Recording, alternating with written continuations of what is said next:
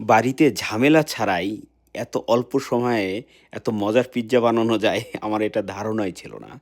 দেখেন আপনারা, আমি এই পিজ্জা বানাতে আ খুব বেশি উপকরণ কিন্তু ব্যবহার করি নাই। কোনো ডো তৈরি করিনি। এই দেখেন কি সুন্দর পিজ্জা। জাস্ট ব্রেড নিছি। এখন ব্রেডটাকে আমি রুটি বেলার যে এটাকে কি বলে আমি জানি না। বেলুন বলে সামথিং, মেবি বেলুন। তো এটা দিয়ে আমি এই যে দেখেন একদম পিষে নিলাম। এরপর মানে আমি জাস্ট ৩ টা নেব। এর আগে আমি একবার বানায় দেখছি এবং এটা খুবই মজার ছিল। এজন্য আবারও ট্রাই করতেছি। এই যে মোজরেলা চিজ দিছি আমি।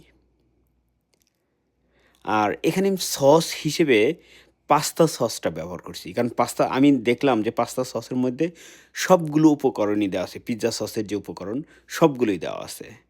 তো এইজন্য আমি আপনার পাস্তা সসটাই ব্যবহার করলাম এবং আপনারাও ট্রাই করে দেখেন। আমি অবশ্যই বলব যে আপনারা ট্রাই করবেন। ট্রাই করে এখানে কমেন্টস করেন যে হ্যাঁ, এটা মজা ছিল না। honestly আপনারা দেখেন যে বলবেন যে, "ও দোকান থেকে আমি কেন আ জাস্ট এই ৩ টা বানাইতে আপনার কত খরচ হবে?" অথচ দোকানের ওটা তো এমনিতেও অস্বাস্থ্যকর। বাট আপনারা ট্রাই করেন দেখবেন যে বলবেন লাইক আপনারা বলবেন যে দোকানের pizza, "no, no, no more দোকানের পিজ্জা।" এই যে আমার পিজ্জা হয়ে গেছে। আমি এয়ার ফ্রায়ারে করছি আরকি।